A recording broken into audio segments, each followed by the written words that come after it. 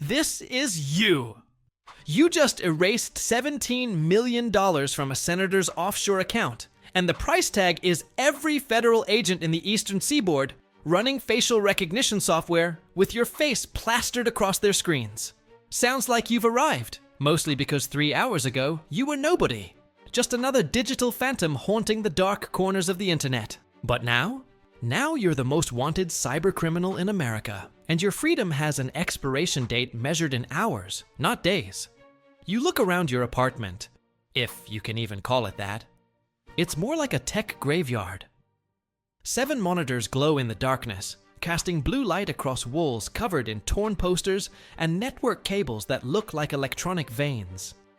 The air smells like burnt coffee, stale pizza, and the particular stench of a human being who hasn't seen sunlight in 4 days. Your neighbors think you're either a failed streamer or a very dedicated World of Warcraft addict. They have no idea you just became the FBI's cyber division's worst nightmare. But here's the kicker. You didn't plan this life. 5 years ago, you were a normal kid. Well, normal-ish. You were the type who could break into the school's grading system at 14, but never changed your grades because that felt too easy, too boring.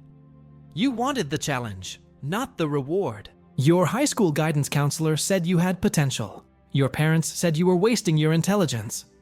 Turns out they were both wrong. You weren't wasting anything. You were just warming up. College was a joke. Computer Science 101 felt like teaching a shark how to swim.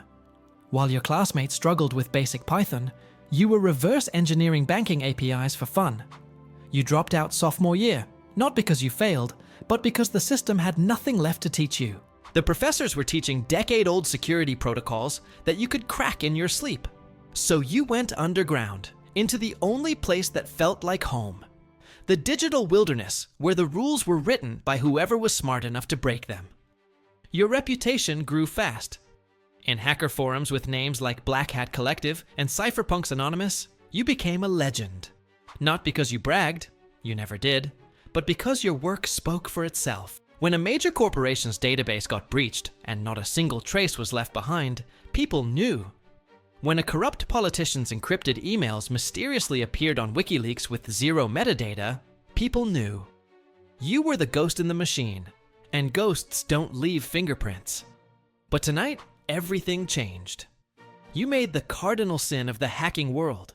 You got personal. That senator whose accounts you just drained. He's the one who pushed through legislation that killed your sister's healthcare coverage. She died 6 months ago because some insurance algorithm decided her life wasn't cost-effective. The senator smiled at press conferences, talked about fiscal responsibility, while his offshore accounts, the ones you just found, held enough money to save 10,000 people like her. So you didn't just expose him, you deleted him. Every digital dollar gone. Transferred to 200 random families with medical debt. The FBI knows it was you because you left a calling card, a single line of code hidden in the transaction logs. The house always loses eventually. It was cocky, it was stupid, it was emotional. And emotions are exactly how hackers get caught. Your phone vibrates. Burner number 3.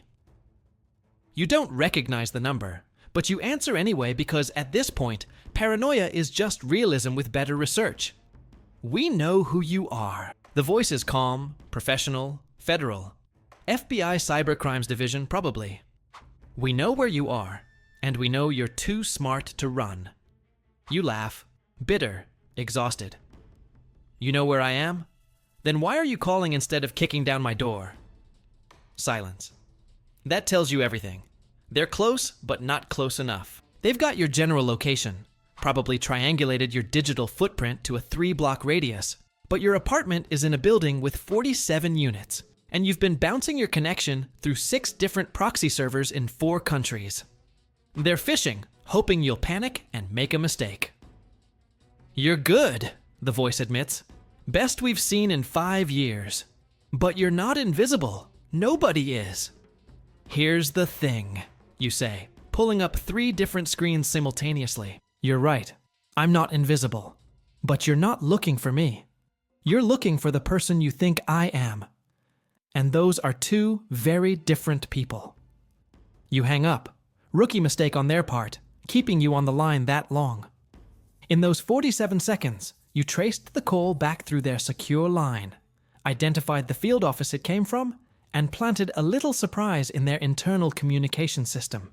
Nothing destructive. Just a timer that'll send every agent in that building a text message in exactly 2 hours. You're looking in the wrong place. It's petty, it's unnecessary, but it's also kind of hilarious. The reality check hits you hard. You've got maybe 6 hours before they narrow the search enough to find you. Your bug-out bag is already packed. It has been for 3 years. Fake IDs, prepaid cards loaded with cryptocurrency, encrypted drives containing your entire digital arsenal, and one photograph of your sister from before she got sick. That photo is the only sentimental thing you own, and it's the reason you're about to lose everything. Think about it. You could have stayed invisible forever. You had the perfect system. You only hit targets that deserved it, never left traces, never got greedy. But grief makes you sloppy, and sloppiness in this business is a death sentence. The old you would have planned this senator job for 6 months, created 17 layers of misdirection, and been sipping coffee in a cafe in Prague by the time anyone noticed the money was gone. But the new you, the one drowning in rage and loss, just wanted to see that bastard suffer. Your fingers fly across the keyboard. You're not running yet. Not until you finish what you started. The senator's financial destruction was just the opening move. You've been building something bigger for the past 6 months. A digital time bomb buried deep in the financial infrastructure of every politician who voted for that healthcare bill.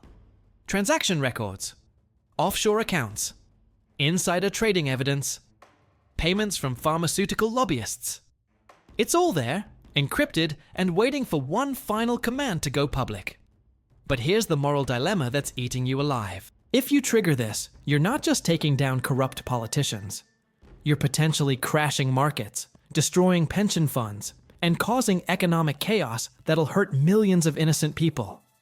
The same people you're supposedly trying to help. It's the nuclear option, and nukes don't care who's in the blast radius. Your hands hover over the keyboard, shaking slightly. Not from fear, from exhaustion, and too much caffeine, and the crushing weight of playing God with other people's lives. The FBI agent's words echo in your head.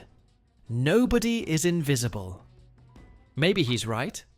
Maybe it's time to stop being a ghost and become something else. 3 sharp knocks on your door freeze your blood solid. Not federal agents. They'd announce themselves. These knocks are different. Measured, patient, almost polite.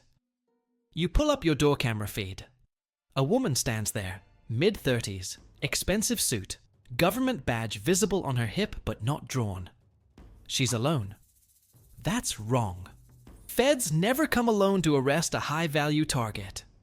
She looks directly at the camera and mouths 3 words. I'm not FBI. Your finger hovers over the delete key. One press and your time bomb goes off. Markets crash. Politicians burn. Chaos reigns. Another choice. Open the door and find out who this woman is and why she's knocking instead of battering ramming. The decision crystallizes in your brain like ice forming on glass. You've been playing defense your whole life. Hiding, running, staying invisible. Maybe it's time to play offense. Maybe it's time to stop being the ghost and become the nightmare. You open the door. She smiles. Not friendly, not threatening. Professional. You've got 2 choices, she says. Option 1.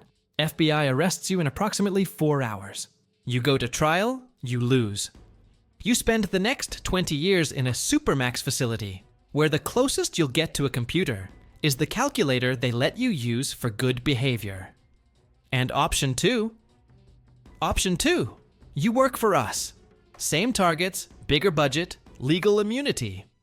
We clean up your past, you help us clean up the future. You lean against the doorframe, studying her face for tells. Define us. The people who understand that sometimes you need a ghost to catch a ghost. We're not FBI. We're not CIA. We're the ones who don't officially exist, which means you'd fit right in. The irony hits you like a freight train. You spent 5 years running from the system, and now the system wants to hire you. It's the ultimate corruption, or the ultimate redemption, depending on how you look at it. I need to think about it, you say. She checks her watch. You've got 4 hours. After that, the offer expires and the handcuffs come out. Choose wisely, Ghost.